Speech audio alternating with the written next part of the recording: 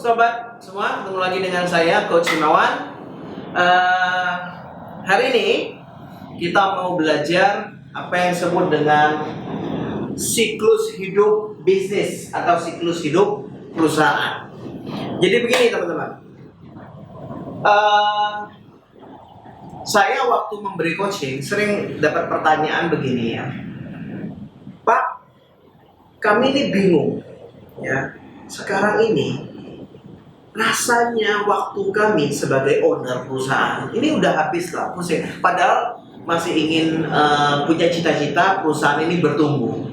Nah, dan itu banyak sekali. Ada yang juga yang bilang, Pak, kok sekarang penjualan saya bagus, tapi kok uangnya saya nggak pegang ya.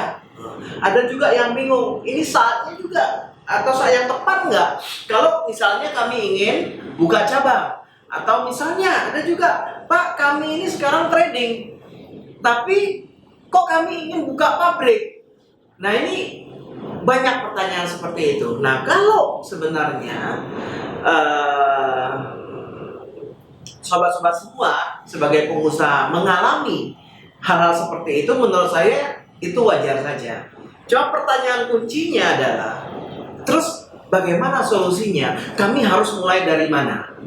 Nah, siklus hidup bisnis atau siklus hidup perusahaan ini menurut saya salah satu solusi yang bisa Anda dalami ya, sehingga nanti ketika Anda tahu sungguh-sungguh perusahaan Anda itu sebenarnya dalam tahapan yang mana, apakah baru lahir, apakah sedang masih bayi ya, baru, atau dia sudah jadi toddler, anak-anak balita lah yang usianya masih 4-5 tahun perusahaan Anda. Apakah sebenarnya perusahaan Anda sudah mulai di level remaja, teenager ya, atau sudah mulai berangkat dewasa, bahkan nanti Anda di posisi yang sudah mature, perusahaan yang sudah dewasa. Nah, nanti kita akan pelajari ya ciri khas masing-masingnya. Atau jangan-jangan perusahaan Anda sudah di aging, sebenarnya perusahaan Anda sudah menua. Nah, untuk dapat solusinya tentu kita harus tahu masing-masing stage ini apa. Kita akan membahas dari 5 area. Pertama, setiap tahapan ini tujuan apa yang bisa Anda capai. Ya, tujuan mungkin bisa menambah profit atau misalnya tim Anda menjadi lebih bagus dan lain-lain. Yang kedua, bagaimana struktur dan gaya manajemennya di masing-masing stage atau level ini. Yang ketiga, bagaimana masing-masing stage ini ciri khasnya bisa mengenerate revenue atau pendapatan ataupun tingkat profit. Ya. Yang terakhir, yang keempat, kemudian apa problem yang dihadapi masing-masing level ini. Yang terakhir, rewardnya. Reward itu berarti kira-kira kompensasi atau reward yang akan didapat oleh Anda sebagai pengusaha. Yuk kita mulai dari awal ya. Yuk kita lihat ketika Anda berada di posisi baru lahir. Ketika perusahaan baru lahir, tentu saja pada posisi ini belum ada sesuatu yang sangat-sangat spesial. Tapi kata kuncinya sebenarnya lebih kepada apa yang mendasari Anda. Yang katakanlah misalnya yang tadi masih sebagai karyawan atau masih profesional, tiba-tiba ingin masuk di dunia bisnis, apa alasan terkuatnya Anda untuk memulai bisnis ini? Ya, nah ketika itu baru mungkin dalam masa awal-awal berdiri itu, berarti perusahaan Anda ini sudah mulai berdiri dan masih dalam tahap infansi atau masih bayi lah ya. Bayi ciri khasnya adalah tidak berdaya, belum tahu berdaya, sehingga peran owner di sini sangat luar biasa. Jadi kalau kita ngomong secara tujuan bagaimana, maka tujuan perusahaan di sini Anda belum terlalu memikirkan profit, ya, tetapi lebih kepada dia bisa survive dan ada kesempatan untuk tumbuh.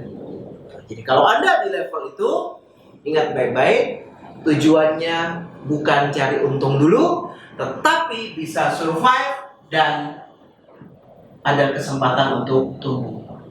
Karena jujur aja, kalau misalnya Anda kerjasama ternyata dengan rekan Anda, terus baru mulai mendirikan perusahaan, Bisa jadi kalau visinya sudah beda dan rekan Anda tidak mengerti mengenai ciri khas dari level yang invensi ini, maka tentunya tuntutannya ini kok kami belum untung dan lain-lain. Nah, artinya di situ Anda bisa jawab ya. Yang kedua, bagaimana gaya dan struktur manajemennya? Jelas karena dia masih invensi, Anda belum punya sistem, belum punya tim yang bisa betul-betul solid untuk membantu Anda. Di sini masih single fighter. Jadi biasanya ownernya yang masih betul-betul mencurahkan seluruh waktu dan tenaganya bagaimana untuk bisa survive di sini. Sehingga keterlibatan owner bahkan hampir menjalani semua lini dari suatu struktur manajemen. Jadi bisa jadi mulai dari produksinya, bahkan mulai mendesain produknya, memproduksi, bahkan si ownernya sendiri yang berusaha untuk mencari atau membuka pasar. Ya, jadi itu ciri khas. Yang kedua, bagaimana mengenai revenue dan profit? Tadi kita udah bahas bahwa biasanya di tingkat bayi atau invensi begini, jangan terlalu berharap bahwa dia akan profit. Apa yang penting? Mengenerate revenue. Berarti secepat mungkin bagaimana produk atau jasa Anda ini sudah bisa Anda kenalkan di pasar. Harapannya Anda udah bisa mulai mendapat revenue. Karena revenue sangat penting. Kenapa? Karena problem terbesar dari level ini adalah di cash flow biasanya. Kenapa? Karena begitu banyak pengeluaran-pengeluaran yang akan Anda berikan. Bisa jadi misalnya, maaf ya, disebut dengan kalau Anda produksi, mungkin ada pembelian mesin, bahan baku, dan lain-lain. Dan kalau Anda misalnya di jasa, di situ ada anggaran misalnya untuk iklan dan lain-lain. Sehingga problem terbesar di tingkat invensi ini adalah cash flow. Karena itu ciri khas dari revenue dan profit, bukan profit yang Anda kejar, tapi Anda ngejar revenue di situ supaya nanti bisa untuk kelangsungan ya perusahaan supaya Anda tetap survive. Ya, bagaimana hasil atau reward untuk ownernya? Jangan harap banyak karena nanti tidak fokus di profit. Biasanya pada masa-masa ini ownernya belum dapat apa-apa, ya, bukan belum dapat apa-apa dalam bentuk learning proses, belajar, pengalaman tentu saja. Nah, inilah indahnya ketika Anda memutuskan menjalani bisnis. Jadi sebenarnya banyak pelajaran atau learning proses yang Anda pelajari di situ, ya. Bahkan pernah suatu ketika di kelas saya waktu saya memberi seminar, saya bertanya seperti ini. Kira-kira menurut Anda profesi apa yang paling berat atau yang paling sulit di dunia? Wah, banyak yang jawab dokter, banyak yang jawab misalnya insinyur, atau ada yang nyebut pilot. Kalau saya menjawab profesi yang paling sulit di dunia adalah wira swasta, menjadi seorang pengusaha. Kenapa?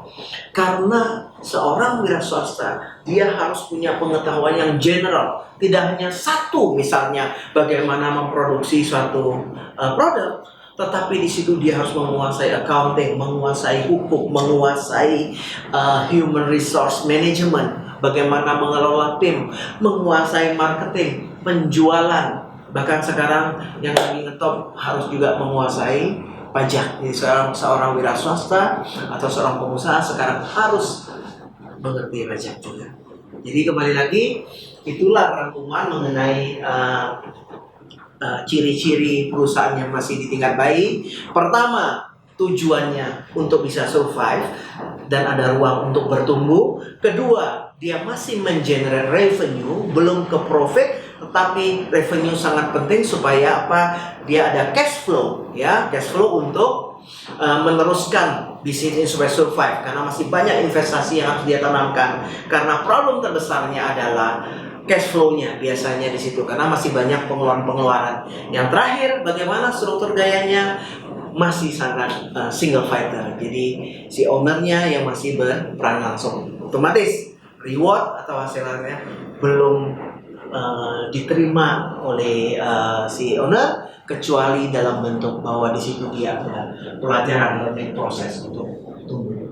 Ya, oke, itu cukup sekian. Nanti kita lanjut di video berikutnya, kita belajar mengenai level toddler, atau kalau kita ya level-level perusahaan sudah tumbuh 4-5 tahun gitu ya. Sampai ketemu di video berikutnya.